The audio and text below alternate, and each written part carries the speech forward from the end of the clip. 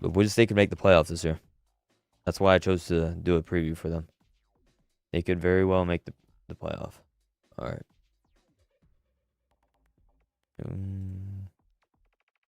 Now, their recruiting class is going to be a little bit different than what we've been looking at. There's nothing wrong with that. Diamonds in the rough, baby. Diamonds in the rough. I do need to pull up their coaching staff because Avalos is no longer there.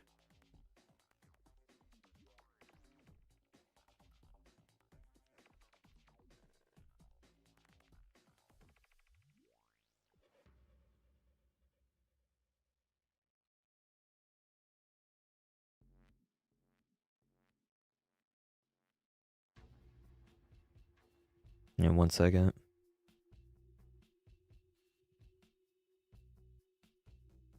All right. See what we got here. Spencer Danielson. Okay, why does this guy look familiar? Where did I see this? I saw this guy somewhere. Was this the coach in that video that posted that thing about NIL that said like players won't get NIL until they earn it or whatever? Like recruits won't get any NIL or freshmen, like you have to come and earn it. I think that's where I saw him at. Boise State fans, if you see this video at some point, go ahead and comment if I'm wrong or right. I'm pretty sure that's who it is. All right. I probably won't know any of these guys.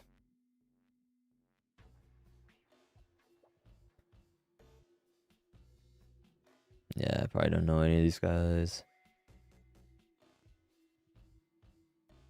All right. Boise State 2024 team preview. Let's see what Boise State's got cooking up here. All right. Quick glance at the depth chart. First thing I see, Chris Marshall. A lot of diehard college football fans know about this guy. He was part of that 2022 Texas A&M recruiting class, best class of all time. Obviously didn't go as planned.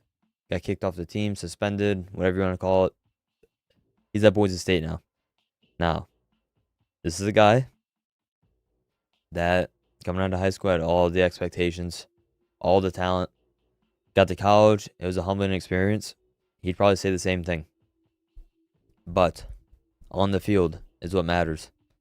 And now if he can click and get this thing right, he has a guy right here that can get him the ball. And this can be a lethal combination. Latrell Caples, same type of thing. Cameron Camper. I do not know who that guy is from Indiana. Prince. We can look up some of these guys and see their production last year. But hey, Chris Marshall, Boise State fans out there, you should be excited if he stays on the field. He's got a quarterback now. Only 274 yards. Okay. Goes right back to my point. These guys are in front of Chris Marshall, okay? Talent-wise, Boise State would have never got him out of high school. No chance. No chance they would have got him. Same with Malachi Nelson. No chance he would have got a top 10 player, 5-star quarterback out of high school. No way. You got him now, though. You got them both now. That's why Boise State has a lot of expectations. They're going to be a very good team. Offensive line, obviously, you just hope it's good enough to win the games that you should win. Obviously, you're not going to beat the big dogs. At least, we're not expecting you to. But they could. 6'5", 310. 6'7". Hey, they got some big guys on the offensive line. 6'5". That's just got to be good enough because you have a guy right here, Ashton Jeanty, best player on the team. Best player on the team. Boise State starts and stops with this guy. Malachi Nelson, big-time quarterback addition. But Ashton Jeanty is going to be the heart and soul of this team. And is that a good thing? Yes. He's probably the best player in the Mountain West. Defense. See if I recognize any of these guys. No. What about these transfers? No. Washington. Devon Banks. All right, so they got a Power 5 transfer. Another one. Cal. So they got 2 Power 5 defensive backs in the transfer portal. And they're not projected to start. So what does that tell me about these guys? These guys are pretty good. Yeah. This guy's a good player, Oladipo. I'm pretty sure, was he all Mountain West last year? Why do I know this name?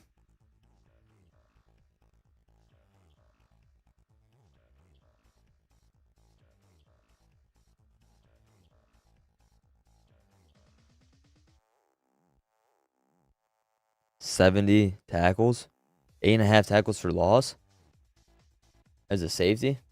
Yeah, this is a real good player. You get these transfers up here too. Defense could be good, guys. Defense could be really good for Boise State. Now, obviously, I mean really good for the teams that they play, their conference. And that's all. That's all it needs to be good enough. Just looking at the schedule.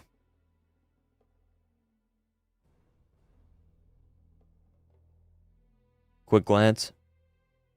One game. I think there's one game on the schedule that I'm picking them to lose. Right? Like as of today. One game. And that's obvious. That's Oregon. At Oregon. At night in Austin. I mean, you're never going to be a favorite or near a favorite in that game. Quick glance. Portland State win. Washington State. Easily winnable. You're home. Utah State win. Hawaii win. UNLV win. San Diego State.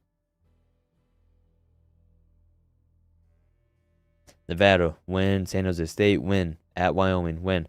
Oregon State could be a tough game. Oregon State lost their coaching staff. They lost a bunch of players. And you're home. You're home for your toughest games. Home for Washington State. Home for San Diego State. Home for Oregon State. Georgia Southern, good way to start the year. Should be an easy win. And you get national TV. ESPN. At Oregon, that's a loss. Now, could they keep it within 20? Maybe, if they score enough. Now, we said that defense was good. That defense is going to be good for these games. Maybe not that one. Quick glance, looking at the schedule, 11-1 should be the expectation. And going to the playoff. This is a playoff team. Obviously, not a top 12 team in college football, but it's a playoff team because the number 1 group of 5 team automatically gets in. Them and Liberty are going to battle that out, and Boise State has every opportunity in front of them to reach their goals and get to the college football playoff.